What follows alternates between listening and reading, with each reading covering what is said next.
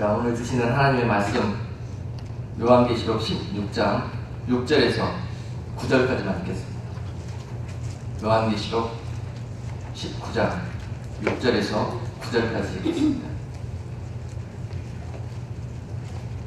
우리가 즐거워하고 크게 기뻐하여 그에게 영광을 돌리세. 어린 양의 혼인 기약이 이르렀고 그 아내가 예비하였으니 그에게 허락하사 빛나고 깨끗한 세마포를 입게 하셨은즉 이 세마포는 성도들의 옳은 행실이로다 하더라. 천사가 내게 말하기를 기록하라. 어린 양의 혼인잔치에 청함을 입은 자들이 복이 있도다 하고 또 내게 말하되 이것은 하나님의 참되신 말씀이라 하기로. 아멘. 여기까지 하겠습니다. 오늘 보내 나오실 말씀의 제목은 혼인잔치에 어떠한 주인공이 되기를 원하십니까? 아멘. 어린 양의 혼인잔치가 열릴 것인데 그 잔치에서 여러분들은 어떠한 모습으로 주님을 만나기를 원하십니까? 자, 혼인잔치 그러면 우리가 유대인들의 혼인 풍습을 좀 참고해서 알고 있다면 좀 더 깊은 은혜를 갖게 될 건데요. 유대인의 혼인 풍습에 의하면은 여러분들, 저와 여러분들이 그 혼인잔치에 참여할 수 있는 기회는 바로 무엇으로 참여할 수 있냐면요, 하객으로 참여할 수 있습니다. 그리고 또 한 부류는 들러리로 참여할 수 있어요. 그리고 또 한 부류는 영광스러운 신부의 자리로 그 혼인잔치에 참여할 수가 있는 것입니다. 그런데 오늘 그 세 부류 중에서 우리는, 저와 여러분은 어떠한 주인공으로 그 혼인잔치에 참여하기를 소원하십니까? 다시 한번. 예, 대단들 하십니다. 자, 그러면 신부가 되기 위해서는 어떠한 길을 걸어가야 되는지 오늘 말씀을 통해서 귀한 은혜를 깨닫고 그러한 예복으로 준비할 수 있는 여러분 모두가 되기를 다시 한번 축복합니다. 네. 이왕 할 거 신부하십시오. 네. 이왕 할 거요.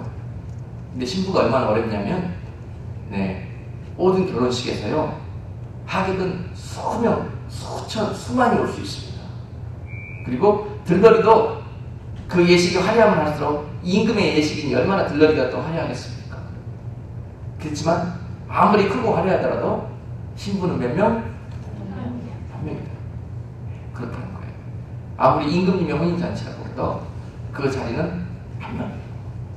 정말 남들보다 그냥 정금 같고 그냥 아름답고 정말 순수하고 빼어난 그런 신부로서의 옷을 입고 있는 한 명이 그 자리에 가게 될 거예요. 여러분들이 소원하셨던 자리가 그 자리입니다. 오늘 청함을 입은 분들은 이 자리에서도 많이 계세요. 신부로 청함을 입은 분들은 많이 계시는데 그 자리에 택함을 입을 수 있는 여러분 모두가 되기를 다시 한번 축복합니다. 네. 그 길은 영광의 길이고 그 길은 세상에 그 무엇보다도 비교도 할 수 없는 정말 행복하고, 정말 어찌 우리가 이 세상의 말로 언어로 표현할 수 있겠습니까? 그 기쁨과 그 평안과 그 참 만족을요. 그런 영광스러운 자리, 이 땅에서 우리가 열매 맺는 것으로 우리 하나님께서 허락하여 주실 줄로 믿습니다. 우리가 준비한 옷으로 우리가 신부의 예복을 준비했다면 우리 하나님께서 신부의 자리로 여러분들을 인도하실 것이고, 여러분들이 들러리 옷을 예비하셨다면 들러리로 세우실 것이고, 여러분들이 하객의 옷을 예비하셨다면 하객의 자리로 여러분들을 세우실 거예요. 아멘. 어떤 분들은 천국이 다 평준한 줄 알아요. 천국만 골인하면은 그냥 모두 다 그 자리에서 똑같은 영광을 받고 똑같은 그런 보상과 위로를 받는 것으로 생각하는데 절대 그렇지 않습니다. 오늘 본문에 잠깐 적어놓은 고린도전서 15장 40절 말씀 잠깐 우리 같이 읽겠습니다. 시작. 하늘에 속한 형체도 있고 땅에 속한 형체도 있으나 하늘에 속한 자의 영광이 따로 있고 땅에 속한 자의 영광이 따로 있으니 해의 영광도 다르며 달의 영광도 다르며 별의 영광도 다른데 별과 별의 영광이 다르도다. 아멘. 자, 직선적으로 이렇게 같이 비교하는 것은 무리가 있을지 몰라도요. 바로 그렇습니다. 해 같은 영광이 이후에 혼인잔치에서 예비되어져 있는데 그 해 같은 영광은 바로 신부의 예복을 준비하는 자들을 위해서 하늘에 예비한 그런 영광인 줄로 믿습니다. 그리고 달 같은 영광이 있는데 그것은 들러리와 같은 그런 선택적으로 구별된 자리로 그 영광 가운데 나아오는 자들, 그들을 위해서 달의 영광 같은 하늘의 영광을 준비해 주셨을 줄로 믿습니다. 그리고 혼인잔치에 참여한 모든 자들에게 별 같은 그러한 영광을 예비해 주셨는데 그 한 분 한 분에게도 각자 다 그 빛과 그 크기가 다를 정도로 별 중에서도 다 각자가 다른, 하늘의 별이 얼마나 많이 있습니까? 다 각자가 다른 그러한 분량으로 그 영광 속에 참여하게 된다는 것이에요. 그러니 여러분, 기왕할 거 저 빛나지 않은 희미한 별의 영광을 사모하지 마시고 저 해의 영광을 사모할 수 있는 여러분 되기를 원해요. 아멘. 자, 오늘 그런 영광 가운데 나아갈 날이 곧 올 것인데 그날이 본문 가운데 기록되어져 있는 하늘나라의 어린 양의 혼인잔치가 열리는 순간입니다. 아멘. 그 영광스러운 자리, 우리가 즐거워하고 크게 기뻐하여 그에게 영광을 돌리세요. 어린 양이 혼인 기약이 이르렀고 그 아내가 예비하였으니 할렐루야. 우리 하나님 아버지는 얼마나 이 순간을 놓고 성경의 역사를 이루어 가시면서 이 순간을 기다렸는지 모릅니다. 그리고 이 잔치에 여러분 모두를 청하였고 이 자리로 다 나아오기를 손꼽아 기다렸는지 모릅니다. 그러나 불행하게도 이 자리에 나아가지 못할 자들도 있을 것이고 이 자리에 영광스럽게 나아갈 자들도 있을 거라는 거예요. 자, 오늘 이 시간 그것을 우리 삶에 명심하시고 오늘 본문 말씀을 남은 삶의 소망으로 삼아서요 꼭 그 영광스러운 자리에 가장 높은 영광을 차지하는 그런 성도들이 되기를 바랍니다. 잠깐 여러분들에게 오늘 본문 말씀을 더 깊이 설명하기 위해서요 유대인들의 그 결혼 풍습을 잠시 소개할까 합니다. 그것은요 그 유대인들의 결혼 풍습 속에 바로 하나님께서 혼인잔치에 이를 때까지 우리 모든 성도들의 그런 구속 사역에 그런 비유적인 의미가 담겨져 있기 때문에 그렇습니다. 우리가 제일 잘 알아듣기 쉬운 표현으로, 즉 이스라엘 사람들이 하는 그 결혼식을 통해서 하나님께서 장차 영적인 결혼식이 있을 것인데 그때도 너희들이 늘 대하는 그 결혼식처럼 그런 일들이 그때 벌어지게 될 것이다. 그렇게 설명해 주셔요. 근데 그들의 결혼 풍습을 살펴보면은 결혼은요 이스라엘의 결혼은 두 번으로 나눠져 있습니다.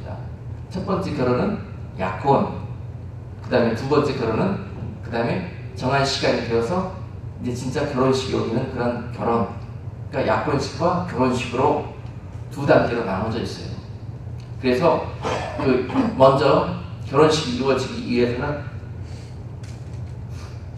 자, 신랑이, 즉 이스라엘 사람들은 어려서부터 부모님들이 누구와 누구, 내 딸과 네 아들 나중에 크면은 꼭 결혼시키자. 그리고 어렸을 때 한 13살 정도 되면은 정혼을 많이 시킨다고 해요.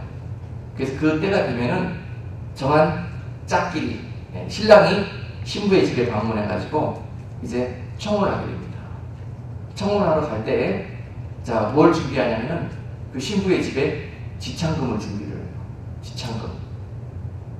야곱이 라헬을 얻기 위해서 어떤 지창금을 준비했습니까?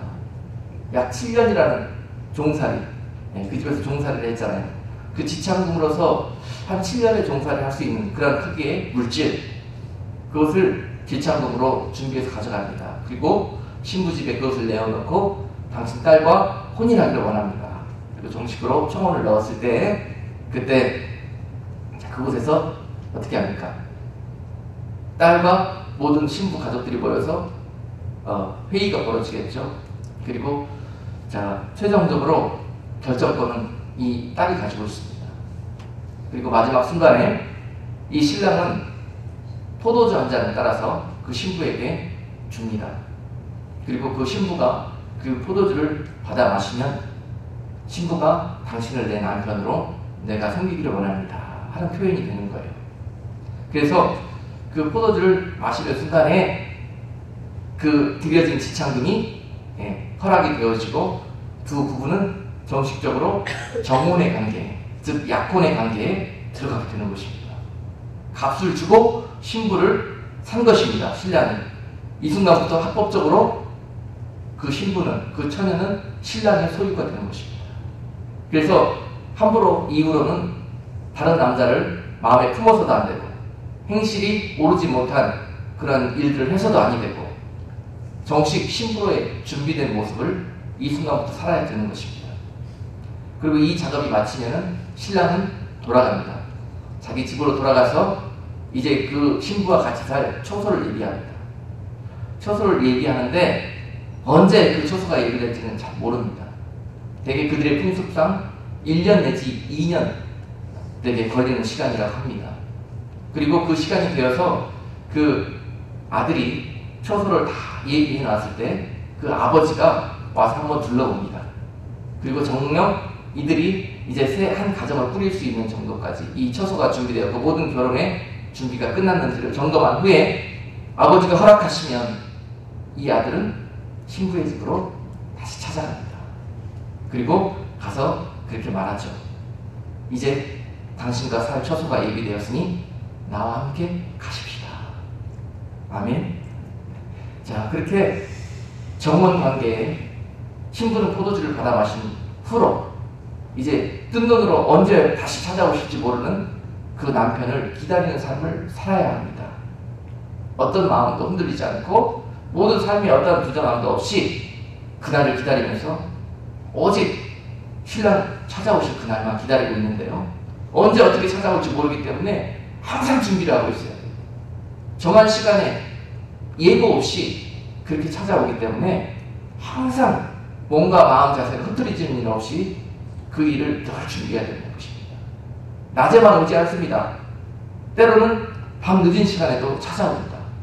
그렇기 때문에 자나깨나 신랑 오시를 그 시간들을 준비하는 삶, 그것이 정혼한 신부의 준비된 모습입니다.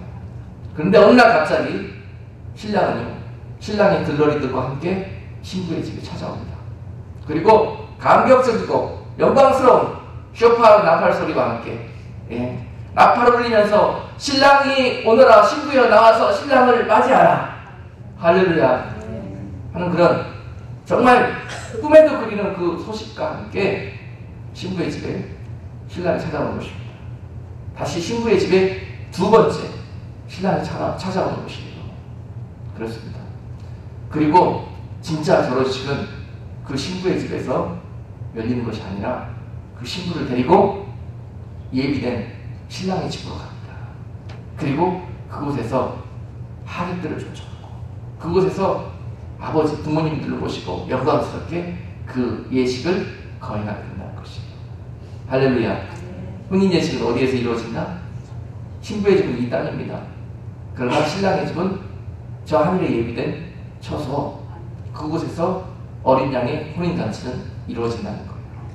자, 이 유대인들이 가진 이 결혼 풍습, 그 결혼 절차, 이것이 그대로 구속사적으로 주님께서 우리를 구원하여 주시는 그 절차와 직접 비유적으로 연관이 있다는 사실입니다. 그래요. 보세요.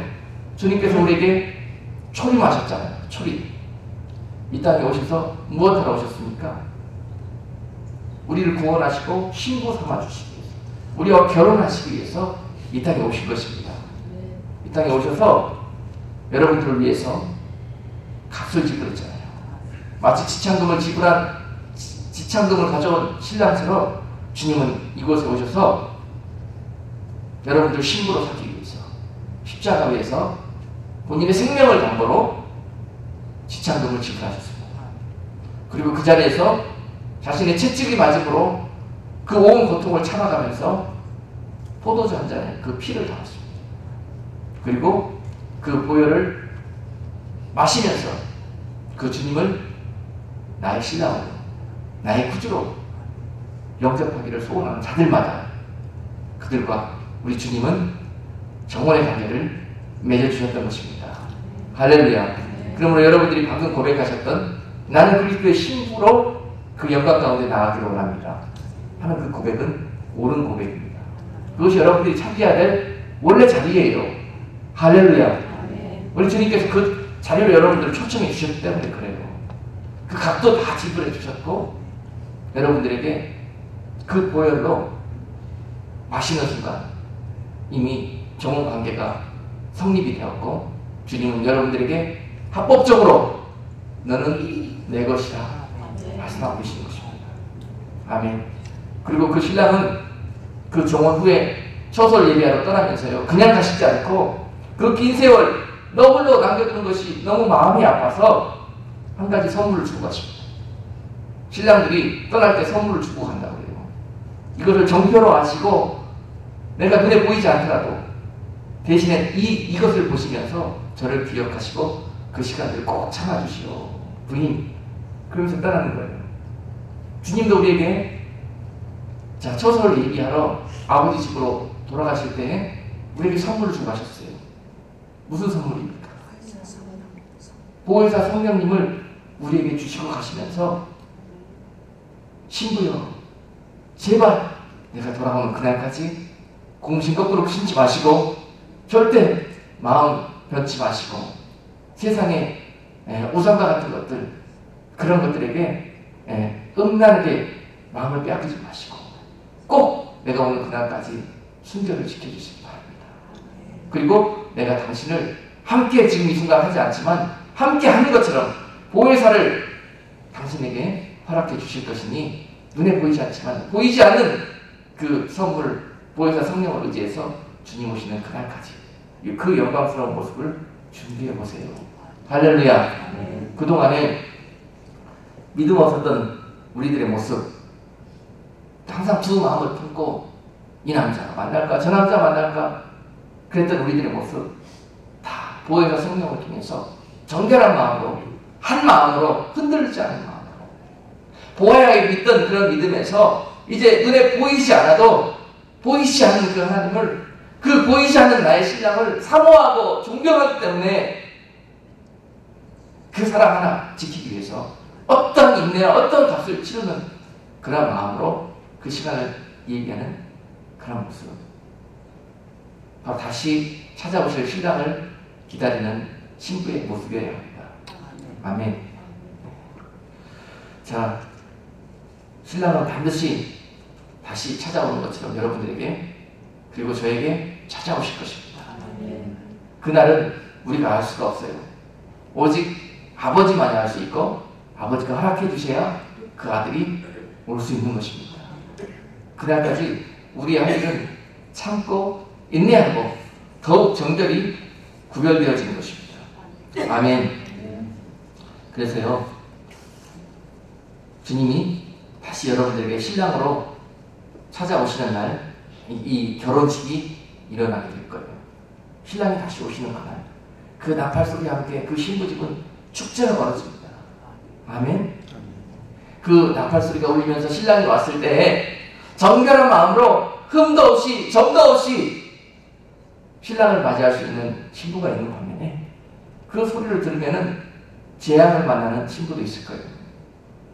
그 기다리는 시간이 너무 기다리에 힘이 들기에 그리고 언제 오실지 측량할 수가 없기 때문에 세상에서 하루 이틀 기다리다가 결국 그 어둠이 칠흑처럼 깊어가며 그것을 참아내지 못하고 마치 열처녀 비유에서 어리석은 다섯처녀처럼 그 충분한 주님 오실 때까지 신랑 오실 때까지 그 기름을 준비하지 못하고 결국은 불을 꺼뜨려버리는 그 사랑과 그 신뢰와 그 존경의 마음을 그 약속을 새까맣게 잊어버리고 하는 그런 모습처럼 있다가는 그 나팔 소리와 함께 어떻게 해요? 책망을 받게 되고 그 신랑과 함께 가지 못한다는 것입니다. 그것이 혼인잔치의 그 열처녀의 비유에서 다섯 처녀는 그 혼인잔치에 참여하고 다섯 처녀는 노임을 당하고 참여하지 못하고 문이 닫혀버렸잖아요. 그런 결과를 맞이하게 된다는 것입니다. 성경의 곳곳에서 이 혼인잔치에 참여하기 위한 조건들이 비유들이 여기저기서 얼마나 많았는지 몰라요. 마태복음 22장에서도 마찬가지로 어느 한 임금의 혼인잔치 비유를 통해서도 그 혼인잔치에 영광스럽게 참여하기 위해서는 어떻게 해요? 많은 자들이 청함을 입었으나 그 자리에 택함 받는 자들은 극히 적을 거라는 것입니다. 그리고 그 자리에 들어가기 위해서는 너희들이 예복을 준비해야 되는 것인데, 오늘 또한 그 예복은 본문 읽은 요한계시록 19장 8절 말씀에 보니까 이것은 세마포 예복이라고 설명하고 있고 성도들의 옳은 행실이라고 부연 설명하고 계셔요. 그렇습니다. 이날에 그 혼인잔치에 영광스럽게 참여하기 위해서는 우리가 준비해야 될 것이 있는데, 어떠한 일이 벌어져도 신랑 오시는 그날까지 흔들림이 없고 점도 없고 흠도 없어야 될 것이며, 육적으로는 우리는 옷을 갈아입는, 옷을 준비하는 그런 삶의 모습을 살아야 된다는 사실입니다. 그것은 옳은 행실이라고 이야기하고 있어요. 신랑이 다시 오셨을 때 여러분들에게 옳다 인정함을 얻을 수 있는 신부로, 옳다 인정함을 얻을 수 있는 성도로 그런 모습을 요구하신다는 거예요. 옳다 인정함을 얻을 수 있는 것은 무엇이겠습니까? 하나님의 나라에서 옳다 인정함을 얻을 수 있는 것은요, 우리가 세상에서 생각하고 있는 그 옳은 것들과 완전히 차원이 다릅니다. 항상 약속하신, 내가 지금 어디로 시집가는 겁니까? 하나님의 집, 할렐루야, 거룩하신 하늘의 하나님의 집으로 내가 지금 시집가는 거예요. 그곳에 살기 위해서는 그곳의 법도를 익혀야 됩니다. 그 가문에 합당한 며느리로 내가 자격을 갖춰야 되는 거예요. 그 하늘나라의 가문의 법은 무엇입니까? 바로 이 말씀이에요.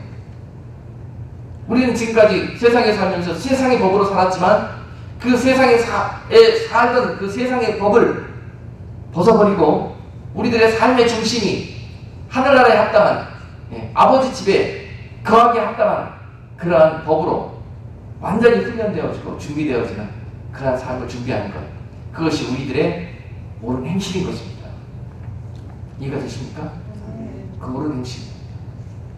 오늘 그 옳은 행실로 살아가는 자들마다 그날에 영광스럽게 아름다운 세마포 예복으로 갈아입고 그 예식에 참여할 수가 있게 된다는 것입니다. 정금과 같이 그 시간들을 금과 은과 보석처럼 아름다운 것들로 공력을 들여서 준비한 자들은 해처럼 그 영광스럽게 그 자리에 신부의 자리로 나가게 될 것이요, 아니고 이것을 정말 마음속에 하찮게 여기고 그냥 그럭저럭 준비하고 이런 사람들, 나무나 풀이나 타서 없어질 그런 지푸레기로 이 공력을 쌓은 사람들은 결국 그날에 불이 떨어지네 모든 것이 다 없어져 버리고 부끄럽게 그곳에, 마치 저 하객처럼, 저 아주 희미한 별처럼 그런 영광 속에 구원을 잊게 된다는 사실이에요. 아멘. 자, 우리가 어떤 영광에 참여할 것인지는 앞으로 살아가는 여러분 인생, 주님과 정원의 관계를 맺고 주님을 여러분 부지로, 여러분들의 신랑으로 그런 관계를 맺고 난 후에 다시 주님이 여러분과 결혼하기 위해서 찾아오시는, 주님이 여러분들과 다시 만나기 위해서 재림하시는 그 순간까지 정말 청결하게 그 순간을 예비한 그러한 정도에 따라서 그 영광이 결정되게 된다는 사실입니다. 아멘. 자, 그렇다면요, 오늘 여러분들에게 다시 한번 그 시간들을 어떻게 준비할 것이냐에 따라서 말씀을 전하고 싶은데, 지난주에 알곡과 가라지의 비유를 여러분들에게 설명해 드린다고 했더니요, 몇 분이 계속 저한테 물어봐요. 목사님, 알곡과 가라지 비유를 설명해 주신다는데 참 그 말씀이 듣고 싶어요. 주일이 기다려져요 하는 몇 분들이 있었어요. 아멘. 저는 그런 말씀 들을 때마다 참 마음속에서 막 기쁨이, 보람이 막 솟아요. 막 맥없이 와서 멍하니 앉아있는 분들 보면은 힘이 막 떨어지고요. 네, 그렇습니다. 말씀을 그렇게 배고픈 모습으로 갈망하면서 사모하는 마음으로 먹을 때 거기에서 놀라운 일들이 벌어져요. 죽정이 같았던 내 신앙이 나도 모르게 진리 되시는 말씀이 찾아와서 나로 알이 차게 되고 열매가 맺히게 되고, 네, 연그러지게 하는 그런 놀라운 일들이 벌어진다는 것입니다. 이것이 바로 성도들의 옳은 행실입니다. 예배에 나오는 자들의 모습은 그래야 됩니다. 저 2시간, 3시간 되는 그 거리에서 이 예배 한번 드려보겠다고, 이 말씀 한번 들어보겠다고 천리길마다 달려오는 그 발걸음 위에 그 양식은 먹는 대로 그 안에서 알곡으로 쌓이게 될 겁니다. 그러나 아무리 귀한 것 물을 주고 먹여도요, 그 안에 먹을 생각 없이 빵꾸난 그릇, 더러운 그릇 가지고 받는다면 결국은 처음 죽정인 상태로 그대로 자라나지 않고 주님 오시는 그날까지 죽정이의 상태로 남아있게 된다는 것입니다. 자, 우리가 마태복음 13장 29절로 30절 말씀을 한번 읽겠습니다. 주인이 가로되 가만두어라. 가라지를 뽑다가 곡식까지 뽑을까 염려하노라. 둘 다 추수 때까지 함께 자라게 두어라. 추수 때에 내가 추수꾼들에게 말하기를 가라지는 먼저 거두어 불사르게 단으로 묶고 곡식은 모아 내 곡간에 넣으리라 하리라. 아멘. 분명히 곡식과 가라지가 있습니다. 그런데 마태복음 13장 12절에 보시면은요, 또 곡식과 죽전이라는 말이 있어요. 마태복음 3장 12절. 손에 피를 들고 자기의 타작 마작을 정하게 하사 알곡은 모아 곡간에 들이고 죽정이는 꺼지지 않는 불에 태우시리라. 아멘. 자, 이것이 어떻게 우리가 이해해야 되냐면요, 분명히 세상에는 어떻게 곡식이 있고 가라지가 있다는 거예요. 물론 그것이 교회도 마찬가지입니다. 교회에도 다 거룩한 사람들만 앉아있느냐, 다 깨끗하고 온전한 사람들만 앉아있느냐, 그렇지 않습니다. 교회에서도 세상의 모형입니다. 축소판이에요. 똑같이 아직 더러운 사람, 아직 음행 있는 사람, 아직 악한 생각 갖고 있는 사람, 행실 갖고 있는 사람들이 있을 수 있습니다. 그래요. 어떤 분들은 교회 나오는 게 겁난다고 그래요. 교회 가면 다들 기도도 잘하고 다 깨끗해 보이고 거룩해 보이고 다 그러는데 나 같은 사람이 어떻게 교회에 나갈 수 있겠냐, 이렇게 말씀하시는데요. 그럼 어떻게 대답하셔야 됩니까? 그러니까 나오셔야죠. 그러니까 나오셔가지고 죽정이가 알곡되고 할렐루야. 그러니까 내 더러웠던 모습이 말씀 들으면서 배우면서 씻기우고 예복으로 갈아입고, 그러니까 나오셔야죠. 교회에는 거룩한 사람들만 있는 게 절대 아닙니다. 부족하고 연약하고 죄인들이 나와서 주님의 은혜로 그리스도의 신부도 되어지고 이렇게 혼인잔치에 참여할 수 있는 영광도 주어지고, 이런 것이 바로 교회입니다. 그러니까 나오셔야죠. 이렇게 전도하시기를 바라요. 아멘. 그리고 여러분들도 그 전도를 받고 교회에 일단 나오셨으면은 그런 부족한 모습들을 주님을 만나고 정원의 관계를 치르시고 그 다음에 다시 오시는 주님 만날 때까지 성도의 옳은 행실로 여러분들 안을 이제 청소하시고 채워가는 일들을 하셔야 해요. 그것이 죽정인 상태에서 주님과 여러분들은 영적으로 결혼을 했다고 보면 맞습니다. 죽정인 상태로 주님의 은혜로 말미암아서 여러분들이 곡식으로 자라날 수 있도록 은혜를 입었다고 보면 맞습니다. 전폭적으로 여러분들이 아니라 주님의 은혜입니다. 근데 안타깝게도 그 상태는 무엇이냐? 죽정인 상태라는 거예요. 죽정인 상태. 주님을 만나자마자 통통한 알곡으로 여러분들이 되어 있지 않아요. 절대 않습니다. 그것이 알곡으로 속이 차단할 수 있도록 그렇게 주님께서 여러분들에게 기회를 주시는 거예요. 아멘. 그러므로 죽정이는 자라나서 알곡이 될 수 있습니다. 그러나 가라지는 자라나서 절대 곡식이 될 수 없어요. 알곡이 될 수 없습니다. 그래서 세상은 크게 구별하면요, 곡식과 가라지로 갈릴 수가 있어요. 곡식과 가라지. 가라지는 절대 곡식이 될 수 없는 종자입니다. 이건 종자가 다른 거예요. 곡식은 자꾸 물을 주고 사랑을 주고 키우면 그것이 자꾸 자라나고 열매가 맺히고 좋은 열매가 맺히고 성령의 열매가 맺히고 그런 결과를 맞이하지만, 그래서 알곡이 되지만요, 가라지는 물을 주고 사랑을 주고 자꾸 키워도 이것이 크면 클수록 곡식으로 변화되어집니다. 하니까 그게 아니라는 거예요. 더 왕성한 가라지로 나는 가라지다 하고 놔두게 되니까 결국 추수 때가 닥치면은 추수하고 거둘 때가 닥치면 어떻게 됩니까? 처음에 같이 자랄 때는 잘 몰라요. 이것이 가라지인지 곡식인지 잘 구별이 안 됩니다. 그러나 추수 때가 임박하면은 이것이 확실하게 모습을 드러내요. 곡식들은 알곡으로 여물고 가라지는 가라지라고 확실히 자기 모습을 드러내요. 이것이 추수 때입니다. 이것이 마지막 때입니다. 이것이 죄로 물든 완전히 주님 오시기 임박한 그 흑암과 같은 영적으로 그런 시간들에 벌어질 일들입니다. 그래요.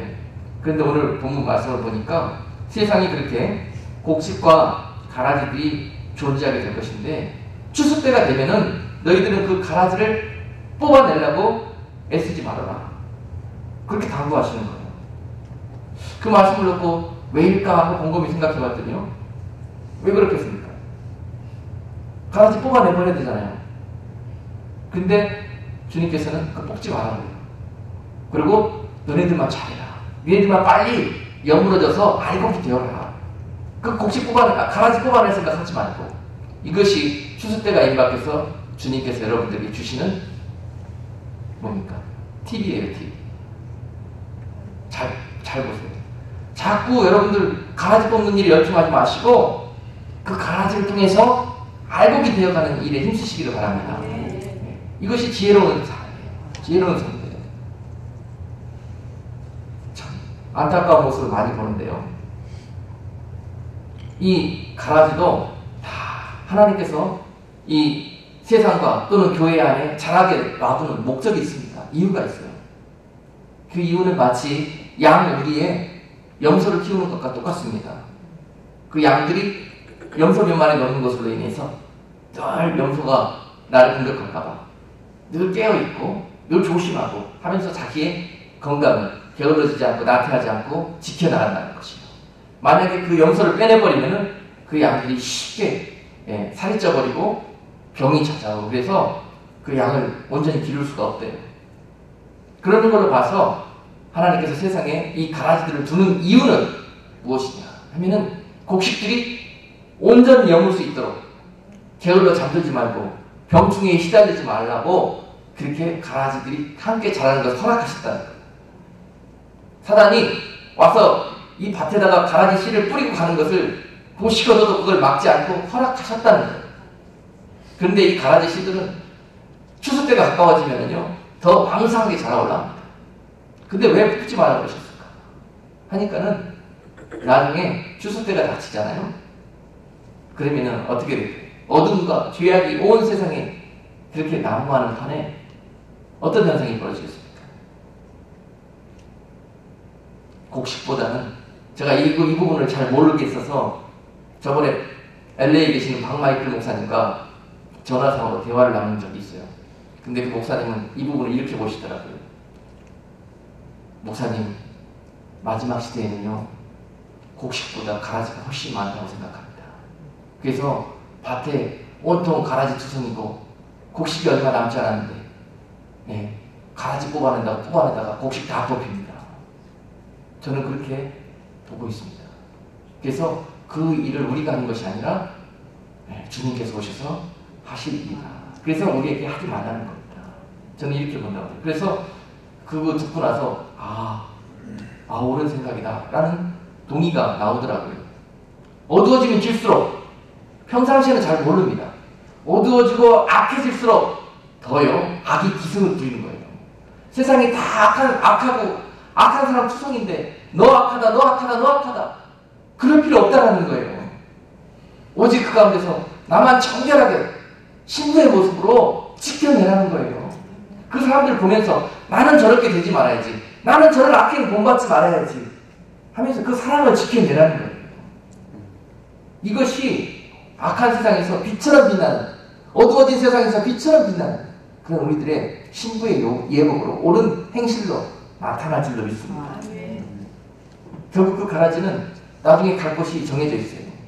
곡식은 거두어 그때 추수꾼이 오셨을 때 곡간에 들이고 가라지는 단으로 모아서 불태워진다는 거예요. 자, 그런데 이 곡식이 되어서 거두어졌을 때 거기서도 한번 우리가 더 살펴봐야 될 필요가 있어요.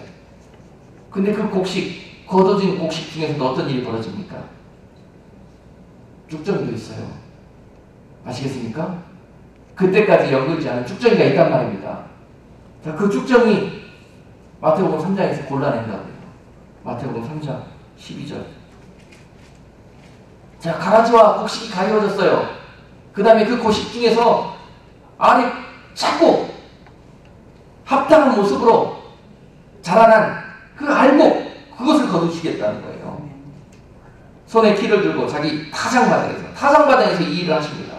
타작마당을 정하게 하사 알곡은 모아 곳간에 들이고 죽저기는 꺼지지 않는 불에 태우십니다. 아멘. 자, 죽저기는요, 충분히 그동안에 지나온 시간들 동안에 알곡으로 자라날 수 있었습니다. 더 땀을, 더 기도를, 더 눈물을 거기에 씹었으면 충분히 알곡이 될 수 있었습니다. 그런데도 불구하고 배짱이처럼 이것을 귀히 여기지 않고 세월을 아끼지 않고 깨어있지 않다가 결국 쭉장인 상태로 남아있게 되었다는 거예요. 여러분 농사 지어보셔서 알잖아요. 곡식이 처음에 나올 때, 벼 이삭이 처음 나올 때 알이 꽉 차고 나오는 이사가 없습니다. 이것이 그리스도에게 깊이 뿌리를 내리고 그 안에서 진리와 양분을 계속 먹으면서 그것이 차츰차츰 한 걸음 한 걸음 알이 차고 이삭으로 또 이게 연결하는 그런 일들이 벌어지게 된다는 거예요. 하루아침에 알곡되지 않습니다, 여러분. 하루아침에 신부의 자리에 갈 수 없습니다. 날마다 나를 쳐서 복종시키고 보이지 않는 나의 신랑 되신 주님, 그 분을 영광스럽게 만나기 위해서 이 땅에서 펼쳐지는 모든 어려움, 걱정, 근심, 유혹, 시험 이런 것들에 눈 하나 깜짝하지 않고 정결하게 지키는 자들, 그런 자들을 통해서 우리 하나님께서 영광 받으시고 그 신부의 자리를, 그 영광을, 그 해같은 영광을 여러분들에게 그날에 갚아주실 겁니다. 오늘 초장에 여러분들에게 질문했을 때 여러분들 분명히 신부의 영광을 소원한다고 했습니다. 그렇다면 오늘 이 순간부터 내 모습을 한번 보시기 바랍니다. 겉으로는 곡식처럼 생겼어요. 근데 내 안에 무엇이 들어있는지, 아직 텅 빈 상태로 남아있는지, 아니면은 충실한 성령의 각종의 열매가 맺혀있는지. 주변에 있는 그런 가라지들 보고 이제 시험에 빠지지 마세요. 자, 그 가라지들 보고 우리는 더 조심해야 됩니다. 양과 염소의 비유 있죠? 마태복음 25장에 보면은 양과 염소의 비유가 나옵니다. 근데 양과 염소의 비유 중에서요, 참 놀라운 일들이 벌어집니다. 잠깐만 소개해 드릴게요. 양과 염소로 나누고 주님의 좌편과 우편으로 나뉠 때 거기에 보면은요, 주님께서 우편의 손자들에게 너희가 주의 줄이신 것을 보고 공개하였고 목마르신 것을 보고 마시게 하였고 나그네 되신 것을 보고 영접하였고 벗으신 것을 보고 옷을 입혔고 병드신 것을 보고 옥에 갇히신 것을 보고 가서 배웠다고 말씀하셔요. 근데 그래서 너희가 이 상을 받는다고 해요. 근데 정작 상 받을 자들은 어떻게 대답합니까? 주여, 내가 언제 그랬습니까? 이렇게 물어봐요. 가라지들은 어떠냐면요, 이런 상태에서 내가 이렇게 했고 저렇게 했고 저렇게 했고 저렇게 했는데 왜 나를 알아주지 않고 왜 나를 보아주지 않습니까? 이렇게 합니다. 가라지들의 특성을 말하자면요, 1시간도 더 말할 수 있어요. 참 안타까운 것이 그렇습니다. 절대 가라지는 곡식으로 변하지 않습니다. 가라지를 변화시키려 하는 것 자체가요, 악이에요, 악. 그러다가 내가 찔립니다. 고슴도 찌끄러하는 데다가 내가 찔린다니까요. 그럴 때 주님은 어떻게 우리에게 가르쳐 주셨어요? 조심하고 경계하고 피하라고요. 물릴까봐, 해를 당할까봐.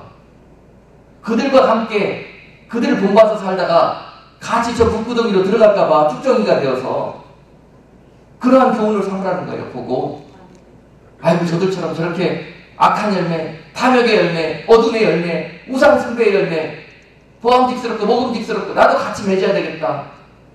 그렇게 그 길 따라가지 마시고 지켜내고 구별되어지라는 거예요. 가라지를 볼 때는 구별되는 것입니다. 그래요. 그 가라지와 곡식의 차이가 여기서 나타나요. 자, 이런 열매 맺는 걸로 우리가 볼 수 있는데 곡식들은요 이렇게 대답한다는 거예요. 주님께서 상을 주셨을 때 내가 언제 그랬습니까? 왜 그랬겠어요? 그 답이 40절에 나와요. 40절. 마태복음 25장 40절. 임금이 대답하여 가라사대 내가 진실로 너희에게 이르노니 너희가 여기 내 형제 중에 지극히 작은 자 하나에게 한 것이 곧 내게 한 것입니다. 자, 지극히 작은 자 하나를 만났을 때 대표적으로 곡식과 가라지의 특성이 나타납니다. 양과 염소의 특성이 나타나요. 지극히 작은 자 하나를 만났을 때 곡식들은 또 양은 어떻게 반응하냐면요. 내 형제를 여긴다는 거예요. 내 형제를. 불쌍히 여기고 내 사람처럼 내 식구처럼 그게 주님의 사랑의 마음이 그들께 있는 거예요. 하늘의 백성으로 하늘나라의 아버지께 시집갈 수 있는 본질이 그 자격이 이 안에 있다는 거예요. 그 사랑. 그런데 똑같이 염소들은 어떻게 대답하느냐, 가라지들은 어떻게 대답하느냐. 46절 보시고 45절. 내가 그렇게 했는데 왜 나를 알아주지 않습니까? 그런데 왜 너를 알아주지 않느냐? 그러면 이렇게 대답하셔요. 45절. 이에 임금이 대답하여 가라사대 내가 진실로 너희에게 이르노니 이 지극히 작은 자 하나에게 하지 아니한 것이 곧 내게 하지 아니한 것이다. 너는 눈에 보이는 사람에게만, 또는 너는 네가 이익이 될 사람에게만, 너는 어느 한 사람에게만 했어. 왜냐? 나를 알아주기를 바랬고 인정받기를 원했고 세상에서 보상받기를 원했기 때문에 너는 그렇게 한 거야. 그것은 너를 위해서 네가 한 거야. 나를 위해서 한 것이 아니야. 알아주지 않는 거예요. 그리고 오히려 이 지극히 작은 자 하나를 만났을 때 어떻게 여겼습니까? 저런 놈이 다 있어. 저런 사람 세상에서 없어져야 돼. 이런 마음이 드는 거예요. 똑같이 지극히 작은 자, 강도 만난 그런 선한 사마리의 비유처럼 말입니다. 그 강도 만난 자를 하나 봤을 때 그렇다는 거예요. 그 사람을 보고 측은하고 불쌍하고 도와주고 싶은 마음이 드는 것은 바로 이 주님의 마음이라는 것입니다. 이게 양의 마음, 그 곡식의 마음이라는 거예요. 형제를 본다는 것이에요. 그러나 그 사람을 만났을 때 가라지와 염소와 주님의 좌편에 서서 멸망에 이를 자들은 어떻게 보냐? 그저 지극히 작은 거지 하나. 저렇게 살다가 죽어봤다는 게 맞아. 이런 마음을 갖고 있는 사람. 그렇다는 거예요. 절대 이것이 선한 열매가 맺히지 않는다는 것입니다. 이 마음이 하나님의 전폭적인 은혜로 중심이 바뀌어질 수 있으면 얼마나 좋겠습니까?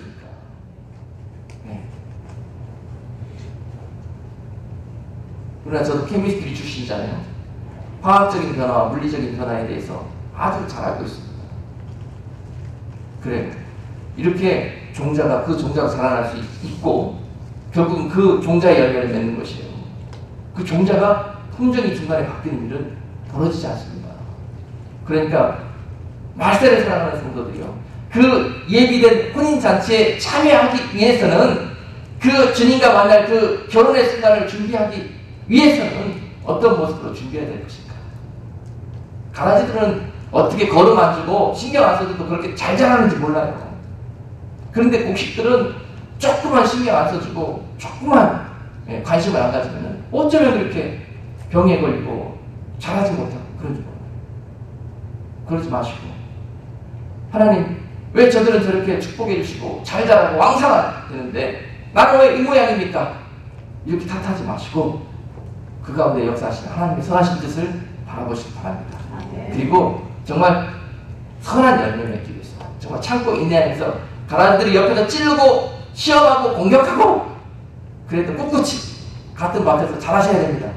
아멘? 그러면서 그곳에서 여러분들이 칭찬받을 조건이다. 얼마나 힘들었느냐, 얼마나 수고했느냐, 얼마나 열매 맺기 힘든 상황이었는데도 불구하고 네가 정말로 귀한 열매를 맺었구나. 이것이 신랑 만났을 때 여러분들이 상급받을 그런 조건이라는 것입니다. 아멘. 혼인잔치가 벌어졌을 때 그것에서 영광스럽게 혼인잔치에 참여한 자들이 영광 가운데 거하는 중간에 그 다음에 어떤 일들이 벌어집니다. 이 땅에서는 엄청난 일들이 벌어집니다. 엄청난 하나님의 시간들. 자, 그 신부들이 다 공중에서 주님과 함께 혼인잔치에 참여하고, 그것은 결국 주님이 나팔소리와 함께 이 땅 가운데서 들림이라는 사건으로 먼저 그 선택된 그러한 구원이 이루어진다고 말씀하고 있습니다. 그것은 똑같이 유대인의 혼인잔치의 비유와 똑같습니다. 신랑이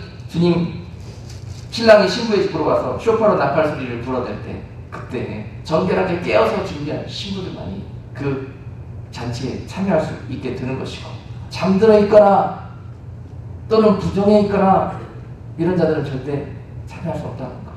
남겨진다는 거예요. 그대로 신부집에 남겨진다는 거예요. 마찬가지입니다.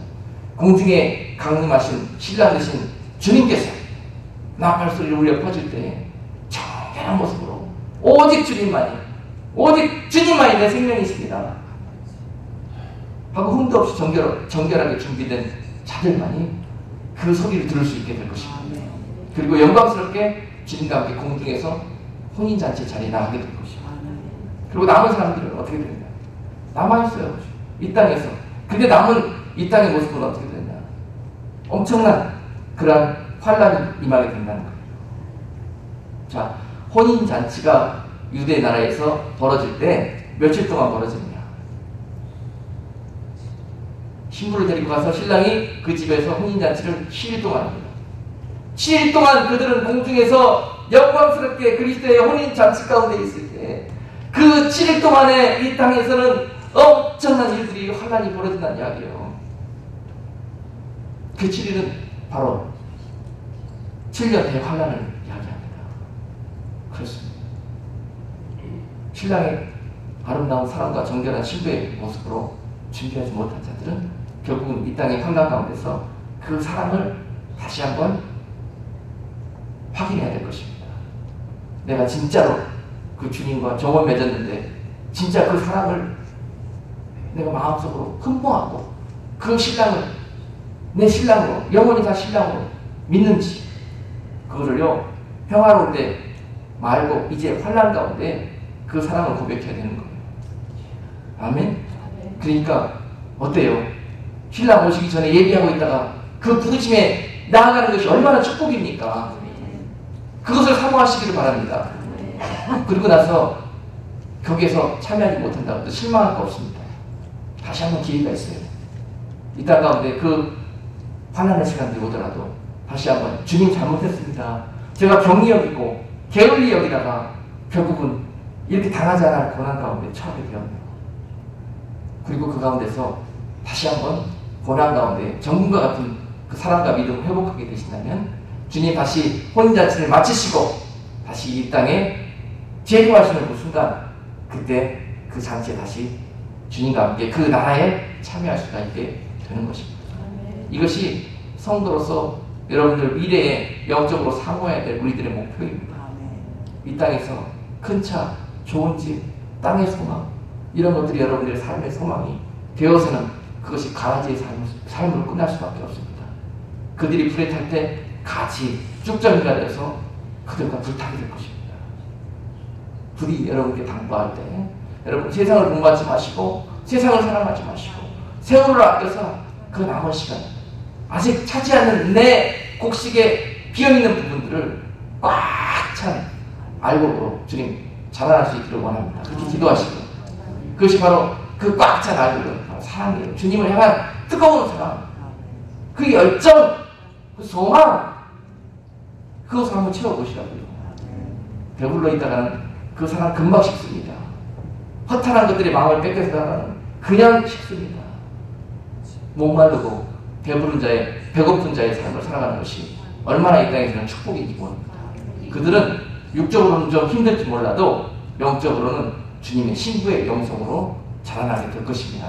그것을 소망하시고 늘 항상 주님을 뜨겁게 사랑하는 그런 모습으로 지켜내실 때 영광스럽게 그 사모하시는 그 영광 가운데 나가게 될 줄로 믿습니다. 기도하겠습니다. 거룩하신 하나님, 오늘 우리가 꿈에도 그리는 그 어린 양의 혼인잔치가 이제 주님의 때가 임하였을 때에 우리에게 찾아오게 될 것인데, 그때 우리는 어떠한 모습으로 그 잔치에 나아가게 될 것입니까? 아무 생각 없이 지금까지 살았지만 그 주님께서 값없이 우리와 정혼을 맺어주셨다고 하셨지만 그것은 값이 없는 게 아니라 값으로 매길 수 없는 것이기 때문에 주님께서 생명으로 우리를 사신 것입니다. 그것을 생명처럼 여기고 눈을 깨어서 그 보혈에 그 은혜에 보답하는 그러한 구별된 삶을 살기를 원하오니 그렇게 인내하며 참아내며 구별된 사랑으로 주님 만나기를 소원하는 자들마다 주님 오시는 그날에 아름답고 정말 영광스러운 그리스도의 신부의 자리로 저들을 인도하시고 축복하여 주시옵소서. 참고 인내하고 견딜 수 있는 그 힘을 성령으로 물붓듯이 부어주셔서 어떠한 악이 시험하고 유혹하고 공격한다 할지라도 정말 주님을 사랑하는 그 사랑과 열정을 우리가 막을 길이 없기에 주님 오늘도 우리에게 소망이 있습니다. 감사하게도 몸된 재단에 정말 알곡으로 자라나며 알곡으로 구별되어 있는 많은 성도들을 주심을 감사합니다. 정말 주님 오시는 그날까지 끝까지 세월을 아끼고 믿음 지켜서 그 영광에 참여할 수 있도록 축복해 주옵소서. 예수님의 이름으로 기도하옵나이다. 아멘.